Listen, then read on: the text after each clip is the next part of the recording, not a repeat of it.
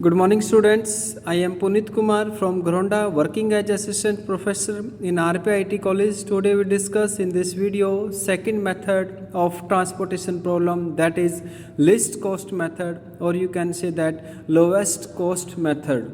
This method is also known as matrix minima method. Under this method, we take into consideration the transportation cost while making allocation. The following steps we follow. First is that select the cell with the lowest cost among all the row or column of the transportation table. If the minimum cost is not unique, then select any cell with the lowest cost. After that, the second step, allocate as much as possible to select cell in the step 1 and eliminate that row in which either the supply or demand is satisfied. If both a row and a column are satisfied simultaneously, any one may be carried out. After that, adjust the supply and demand for all uncovered row or column. And last step, that is repeat the procedure for the reduced table until either the supply or demand is satisfied.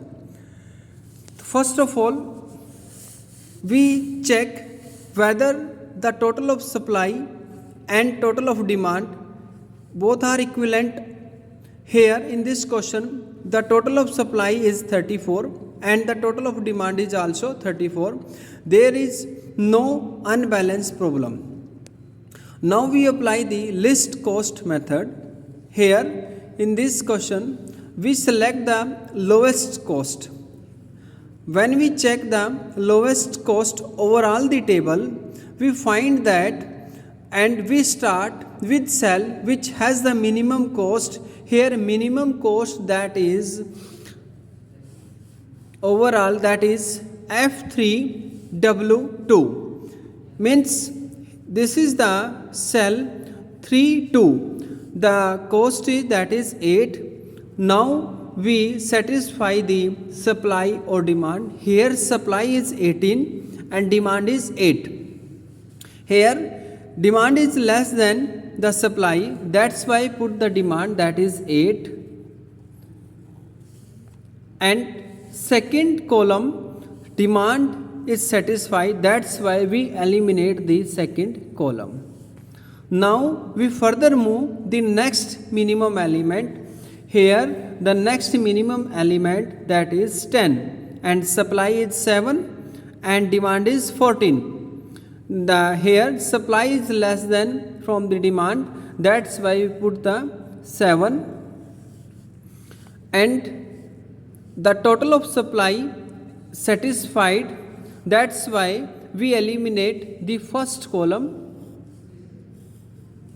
Now we select the next minimum cost, that is 20, and the demand is 14 and supply is 18. But when we check, the balance of demand is 10 because 8 is already given, and when we check the total of demand, that is 14, and but 7 is already done, that's why the balance is 7.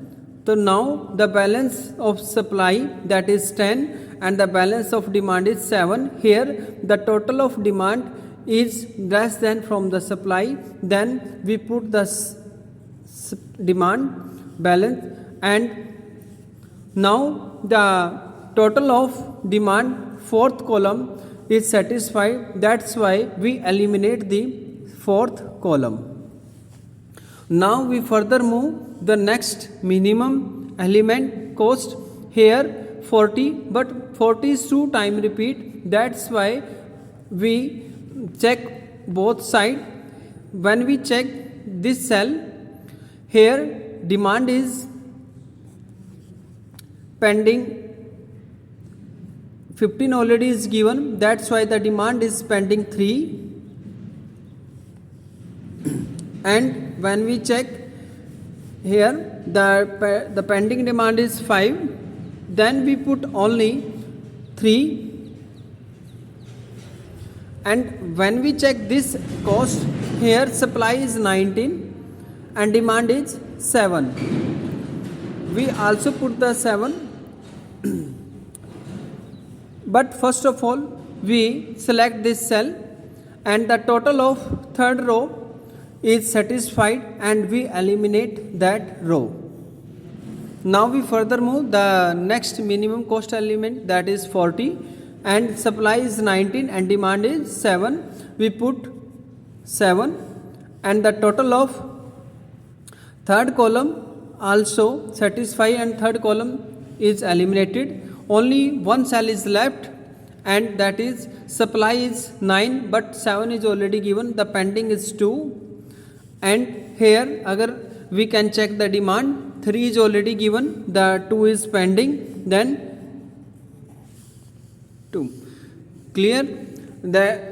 Repeat the procedure for the reduced table, either the supply or demand is satisfied.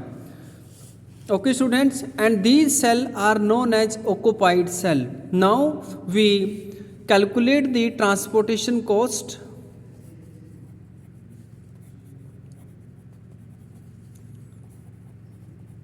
by using the occupied cell.